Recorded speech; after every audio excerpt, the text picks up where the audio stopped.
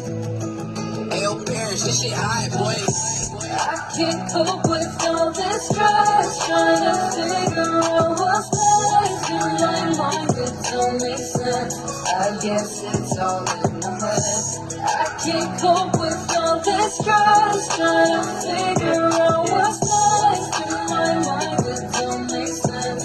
I Ayo, guess Paris, it's this shit all high, in my boy. head. Kailangan hindi na mababalikan ang pag-ibig ko sa'yo. Ako na lang din lumalaban, mga luwang tinigilan, di na rin babalikan. May sakit ng dahilan, bakit mo ko iniwanan? Dahil ba hanap ng magulang mo ay kayamanan? Dahil ba ako ang isang mahirap lamang?